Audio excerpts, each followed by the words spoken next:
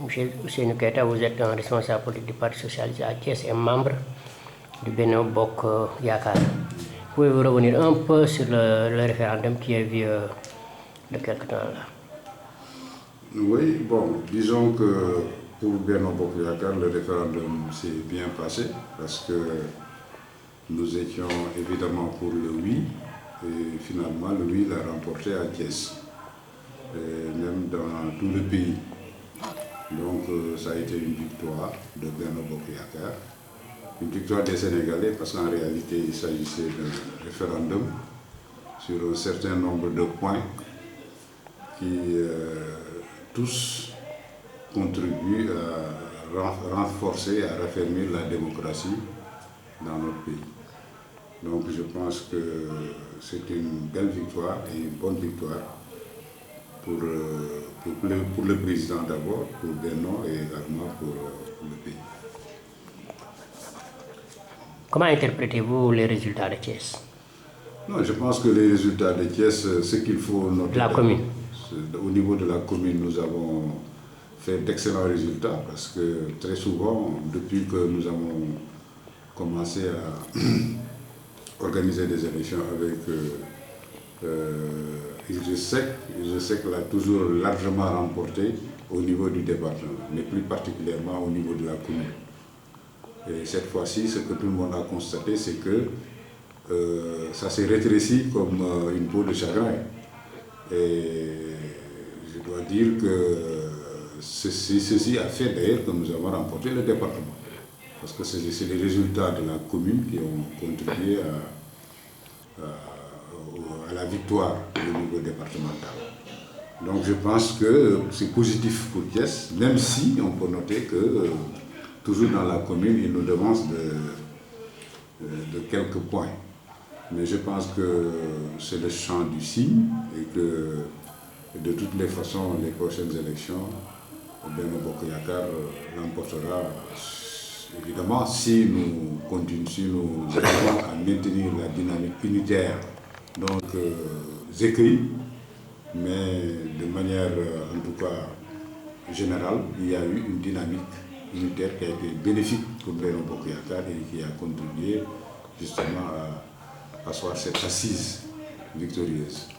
C'est la victoire de Benno, mais pas pour un politicien quelconque. Mais pour quelle raison à chaque fois les gens s'avancent les noms de quelques responsables politiques, alors que c'est la coalition qui a gagné? Non, c'est la coalition qui a gagné, évidemment, parce que nous sommes en coalition, c'est donc la victoire de la coalition Benno Bokk Yakaar. C'est la victoire de tous les partis qui sont dans la coalition. Ceci n'empêche pas, évidemment, que l'on parle de manière spécifique de personnes qui ont contribué de par leurs gestes et de par leur action, justement, à cela. Je pense que ce n'est pas antinomique, il n'y a aucune antinomie en cela. C'est une victoire de Benno, mais dans cette victoire, des personnes sont illustrées par des actions qu'elles ont eu à mener, justement, et qui ont largement contribué à asseoir cette victoire. Oui. Maintenant, les gens parlent souvent que les gens disent souvent que le Benno va exploser. Qu'en pensez-vous? Mais ça, ils le disent depuis 10 ans. Depuis 10 ans que le Benno existe, ils disent que le Benno va disparaître. Mais le Benno est toujours là, beaucoup plus solide. Donc je pense que ça, c'est des vœux pieux qui n'ont aucune chance de voir le jour. Et ce qui importe pour nous, membres de Benno, comme je l'ai dit tantôt, c'est de maintenir notre dynamique unitaire. Et savoir qu'on ne peut rien gagner dans la désunion. Et que c'est dans l'unité que tout peut se faire. Nous avons des responsables à qui se sont donné la main, parce que c'est au niveau uniquement de l'APR, la désunion. Ce n'est pas au niveau des autres partis. Donc au niveau de l'APR, cette fois-ci, ce qu'on a constaté, c'est qu'il y a une union des cœurs. Nous avons des responsables qui se sont donné la main, Augustin Tine, de Fandène, Thierno Alassane Sall, Dr Ndiaye, Siré Dia, Abdou Mbow. Bon, quand ces gens-là se donnent la main et marchent dans la même direction, mais il va de soi que Benno devient plus fort.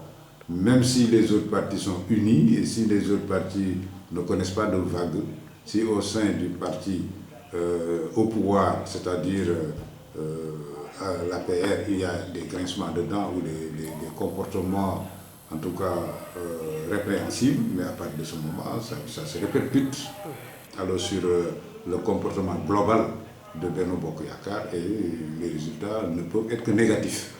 Donc, sous tous ces rapports, il est urgent, il est utile, il est impératif pour nous vraiment de faire en sorte que tous les responsables de l'APR parlent le même langage, comme ça a été le cas, en tout cas cette fois-ci. Et si on l'avait fait pendant les élections locales, aujourd'hui, vous le savez, Idriss Seck ne serait pas président du conseil régional, parce qu'il aurait perdu le département. Donc il faut savoir tirer les enseignements, les bons enseignements, et à partir de ce moment, mettre en œuvre les solutions qu'il faut pour que véritablement nous puissions continuer dans cette lancée et éventuellement avoir des chances réelles de remporter les prochaines élections. Bientôt les législatives. Que conseillez-vous aux militants ou bien aux membres de la coalition? Mais c'est ce que je viens de dire. Quand je parle de prochaines élections, c'est ça. C'est les élections les plus proches, les législatives. Et pour les législatives, il faut maintenir la même dynamique et travailler. Il ne faut pas attendre le dernier moment pour travailler, parce que vous l'avez vu. Vous avez vu que cette fois-ci, je sais qu'il n'est pas parti, hein, il est resté. Il a repris son bâton pour battre campagne. Donc, attention, il faut se méfier du lion blessé. Alors, donc, je pense que ce qu'il nous reste à faire, nous, au sein de Benno, c'est de consolider notre unité et de continuer de poursuivre le travail. Sous quelle forme?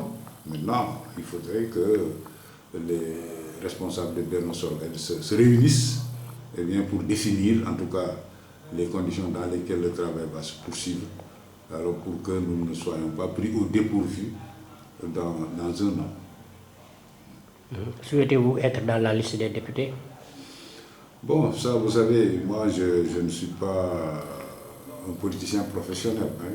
Ça, tout le monde le sait. J'ai mon job, je l'ai exercé pendant plusieurs années. Je fais la politique parce que je suis au Parti socialiste par conviction socialiste. Bon, je fais ce que j'ai à faire. Maintenant, le reste, c'est entre les mains de Dieu. Ok, merci.